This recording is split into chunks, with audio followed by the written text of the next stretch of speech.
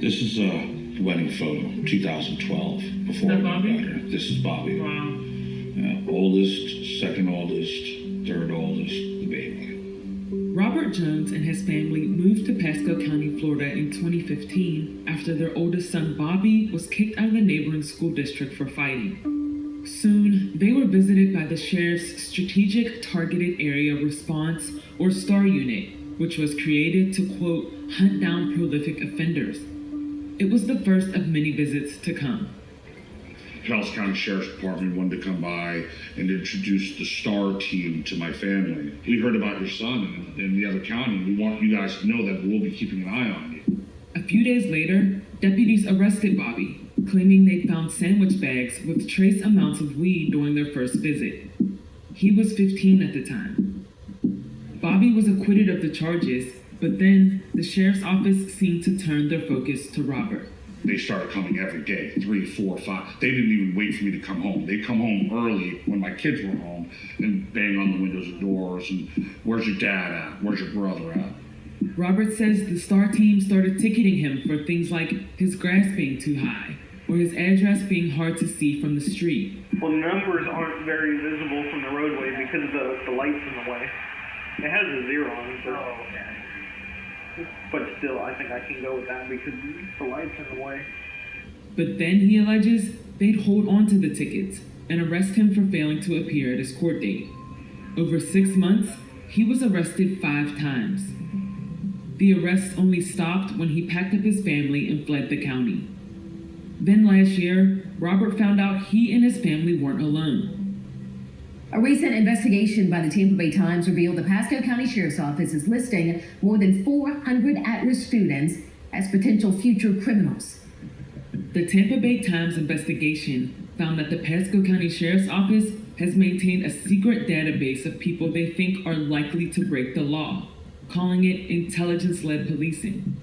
The agency also uses information shared by the school district and Florida Department of Children and Families, like attendance records, grades, and details about students' home life. The data then is used to track, quote, juveniles who are at risk of becoming prolific offenders. Oh, it's my son.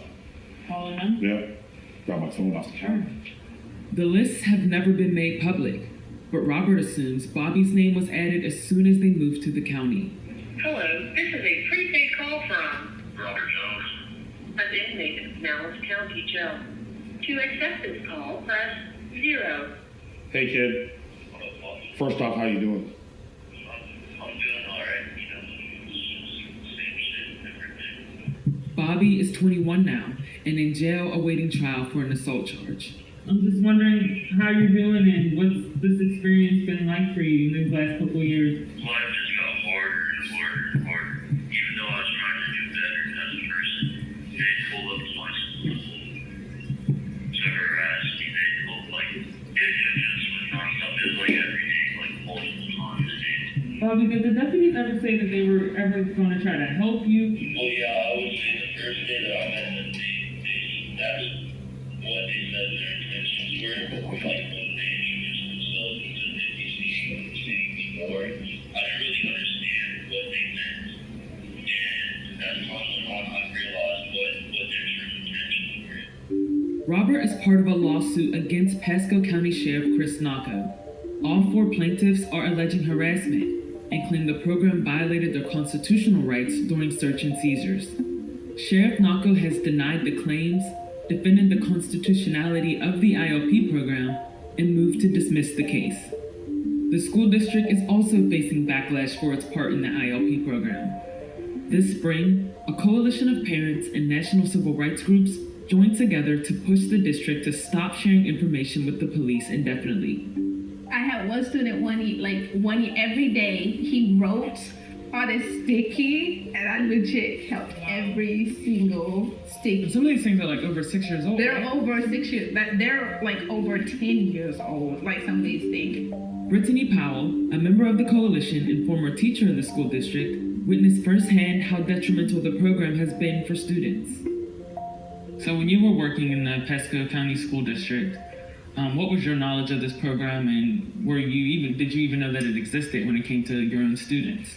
No, I didn't know that it existed. When I was teaching, I've seen, students that were either LGBTQ, students of color that were overly disciplined. I've seen that happen plenty of times where students that are technically good kids that just actually need a real chance, but they're being judged on who they are and where they came from and what their records say. Spending your entire career mostly with kids, what effects have you seen on kids that are met or have contact with police at such a young age? That's probably going to make me cry because I've seen students feel less of themselves, feel like they can't make it because they already know how everyone else sees them. So I might as well live up to what everyone else's expectations of me are. After a while, that tears at you. All of those little cuts, they tear at you and they change who you are to the point that sometimes students give up. I'm sorry. So that's why, even though I'm not there in the classroom, I can't stop fighting for them.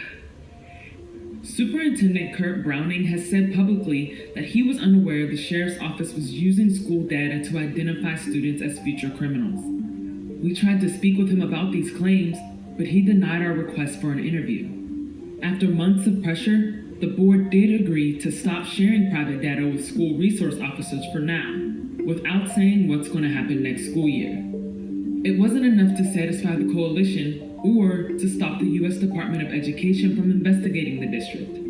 Earlier this spring, they started looking into whether the school violated FERPA, a federal privacy law which prohibits students' records from being shared. The district said in a statement that all contracts with the sheriff's office include, quote, safeguards for the proper use of student information. But the national privacy groups in the coalition say those safeguards don't adequately protect students' rights, and the program itself is racist.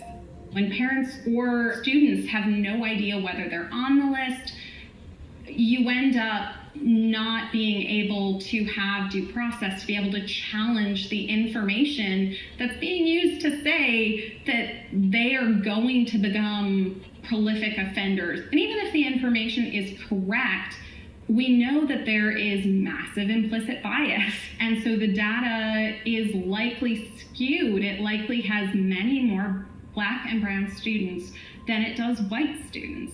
Can you talk about what some of those violations were in this program? There is about 20,000 names sent from the school district to the sheriff's office. It sounds like on a routine basis. The minute that those 20,000 student names were sent over to the sheriff's office, that's a FERPA violation. Flat out. The sheriff's office said Nocco was unavailable for an interview, but sent a statement saying the prolific offender program does not use an algorithm to predict criminal behavior and, quote, only considers an individual's criminal history and does not use any additional factors. They also say that previous reporting conflated several unrelated issues, like probation checks and code enforcement issues, but that prolific offender checks are meant to provide people with resources. So tell me about this wall of faces. Who are we looking at here? Current or former Pasco Sheriff's Office employees. But former narcotics officer Chris Starnes says that's not what he saw during his 20 years with the agency. It says wall of shame. This is mostly heads of departments and bureaus. Mm-hmm. Do you still have a relationship with anybody here? Not a single one. I've been completely ostracized from the entire agency. The first glimpse I got as a narcotics sergeant, I would get the daily morning reports. It is the significant activity for all units in a 24-hour period. I started noticing that patrol deputies were going to certain locations at least 3 or 4 times during the 24-hour period. And that was a red flag. Former deputies, including Starnes, have filed several lawsuits against Sheriff Nocco and his department. Sheriff Nocco denies the claims and has moved to dismiss them. In Starnes' case, he says he was personally retaliated against for speaking out against ILP, among other issues. I had a problem with it because even if the person was doing multiple crimes, why would we keep going back over and over again, over and over and over again? Were they going back with warrants? No, it's knocking on the doors. A lot of these tactics is being labeled as harassment. Do you agree with that assessment? Yes, it is. And it's sad because I do believe that intelligence-led policing can be beneficial work, but the way it's happened there, no, it's harassment. It's egregious. It's disgusting.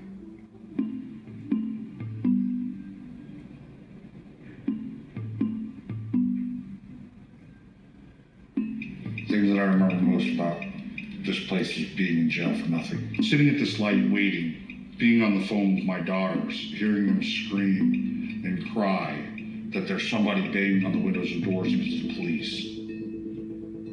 This is the grass they said you kept uncut? This is it, yeah, this is it. And that's what they are getting me for. Literally, oh yeah, there's some overgrown grass. What would justice look like for you at this point? I mean, I'd like my name cleared. I'd like my son's name cleared. I fought hard for what little bit I have. You know, I mean, tangible items. Now, your character? How do you get that innocent back? That character is what follows you forever.